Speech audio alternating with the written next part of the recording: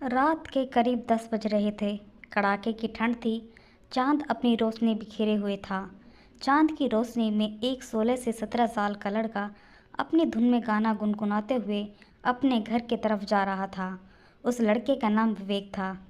विवेक विधवा माँ का इकलौता बेटा था। वह अपने घर की रोजी रोटी चलाने के लिए अपनी पढ़ाई छोड़कर कारखाने में नौकरी करता था। कभी कभार वह माँ से इजाज़त लेकर अपने दोस्तों के साथ सिनेमा हॉल देखने चला जाया करता था। आज वह अपनी माँ से इजाज़त लिए हुए था। फिल्म देखने के बाद वह अपनी धुन में अपने घर की तरफ बढ़ते जा रहा था। कुछ देर बाद घर आ गया। घर में दाखिल होने के लिए उसने घर के पिछवाड़े से दाखिल होने का सोचा। सामने से जाऊंगा तो माँ को दरवाज़ा खोलना पड़ेगा, जिस वजह से माँ की नींद खराब हो जाएगी। बेचारी दिन भर लोगों के घर में बर्तन धोने का काम करती है, थक हार कर सोई होगी। इसलिए वह घर के पिछवाड़े की खुली हुई दीवार से घर के अंदर जाने का सोचा। चांदनी रात थी, इसलिए दूर से ही सब कुछ दिखाई दे रहा था। वह उस दीवार के करीब पहुंच गया, जहां से उसे कूदकर घर के अंदर जाना था। वह दीवार पर चढ़कर अंदर कूदने का अभी सोच ही रहा था कि घर के अंदर से कोई दीवार पर चढ़ा और बाहर की तरफ कूदा। कूदने वाले ने विवेक को नहीं देखा। विवेक भी उस आदमी का चेहरा नहीं देख सका, क्योंकि कूदने वाले ने अपने चेहरे को रुमाल से ढक लिया था। उसे देख विवेक का दिल जोरों से धड़क रहा था। वह मन में सोचने लगा, हे भगवान, लगता है मेरे घर में आज चोर घुस आया था। विवेक ने घबराते हुए अपने घर के अंदर छलांग लगाई। छलांग लगाते ही जो मंजर उसने अपनी आंखों के सामने देखा, उस मंजर को देखते उसे एक बहुत बड़ा झटका लगा। उसने देखा उसकी माँ भी उस दीवार के करीब खड़ी थी, जहाँ से वह आदमी कूदा था, जिसे विवेक अभी तक चोर समझ रहा था। विवेक को देखते ही उसकी माँ सकपका गई और वह लड़खड़ाते स्वर में बोली, विवेक, तुम इधर से क्यों आए हो? विवेक को देखने के बाद उसकी माँ ने अपनी नज़रें झुका लीं। विवेक गौर से अपनी माँ की तरफ देख रहा था। वह कोई दूध पीता बच्चा नहीं था कि कुछ समझ ना सके। उसे सब कुछ समझ में आ गया था कि वह कोई चोर नहीं था। वह हमारे घर की इज्जत को तार तार करने आया था।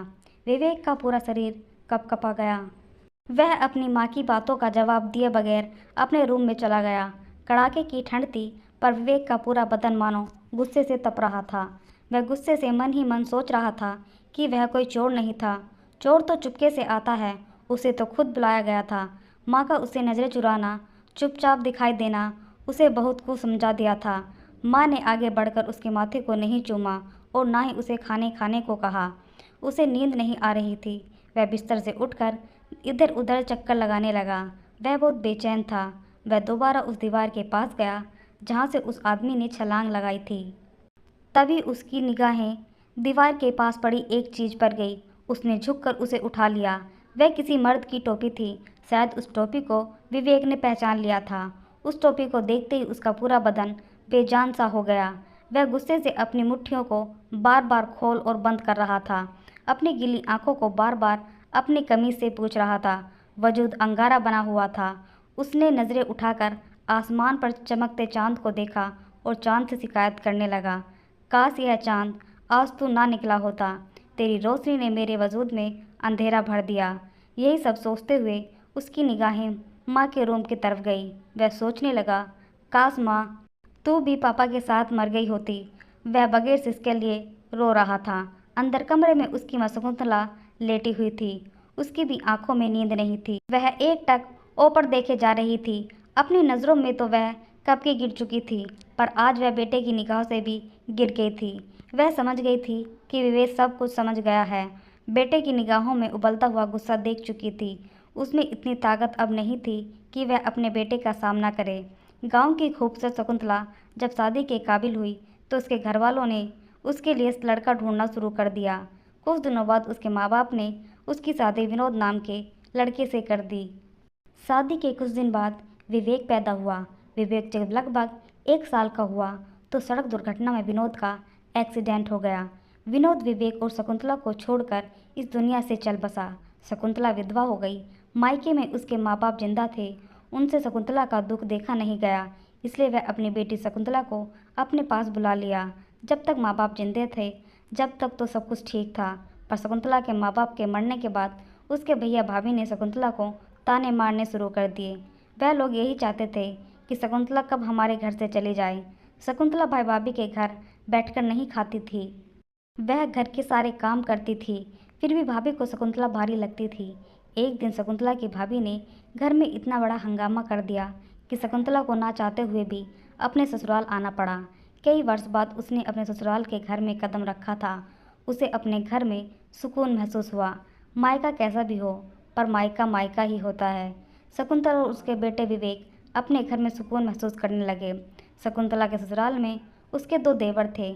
सास ससुर तो पहले ही गुजर गए थे। देवरों ने अपने अपने हिस्से में घर बनवा लिया था। शकुंतला का हिस्सा छोड़ दिया था, जो कि एक कच्चा मकान था। फिर भी शकुंतला उसका बेटा दोनों उस कच्चे मकान में सुकून से रहते थे। पर रोजी रोटी के लिए कुछ तो बंदोबस्त करना था।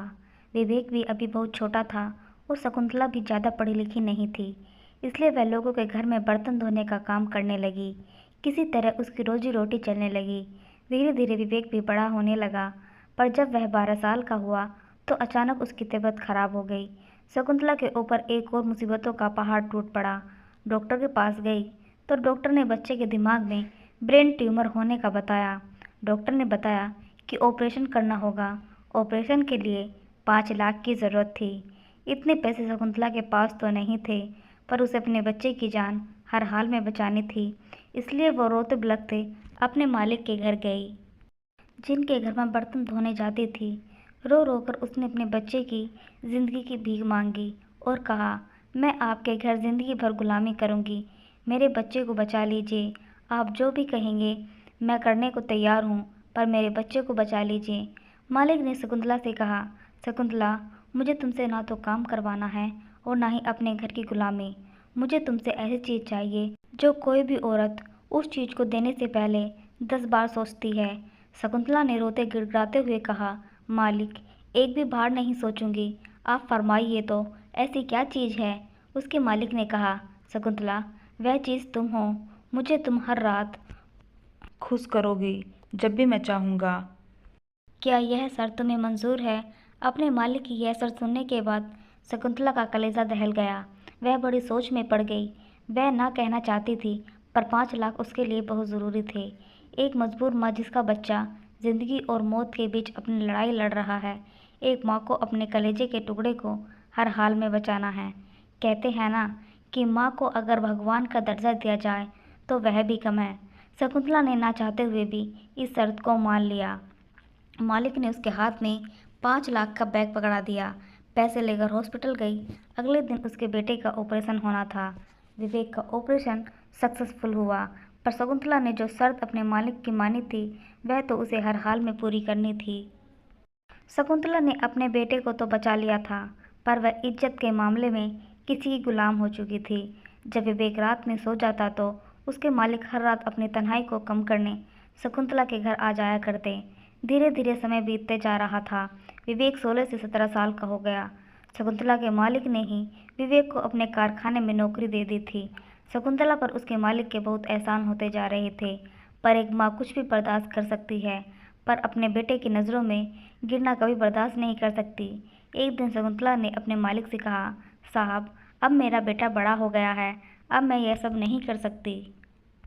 उसके मालिक ने कहा, ठीक है, पर अगर तुम्हारा बेटा देर रात तक कभी कभार घर नहीं आता तो क्या सही रहेगा। शकुंतला ने ना चाहते हुए भी सहमति जता दी। विवेक कभी कभी देर रात तक कारखाने में काम करता या कभी कभी अपने दोस्तों के साथ फिल्म देखने चला जाता। आज वही दिन था जब विवेक फिल्म देखकर देर रात अपने घर लौटा था, पर उसने जो देखा उसके लिए बहुत बड़ा दर्द था। पर अब जो होना था सो तो हो गया था। पूरी रात विवेक ने सोचने में निकाल दी। उसे रात भर नींद नहीं आई। जब वह बिस्तर से उठा तो उसने अपनी माँ के रूम की तरफ देखा। दरवाज़ा खुला हुआ था और माँ फंदे से लटकी हुई थी और उसके हाथ में एक लेटर था। विवेक अपनी माँ को मरा हुआ देख चिल्लाकर रोने लगा। तभी उसकी नज़र लेटर पर पड़ी। विवेक जल्दी से अपनी माँ के हाथों से लेटर लेकर पढ़ने लगा। उस लेटर में लिखा था, बेटा, अब तुम बड़े हो गए हो और अपने पैरों पर खड़े भी हो गए हो। बेटा, कोई भी माँ सब कुछ बर्दाश्त कर सकती है, पर अपने बेटे की नज़रों में गिरना कभी बर्दाश्त नहीं कर सकती।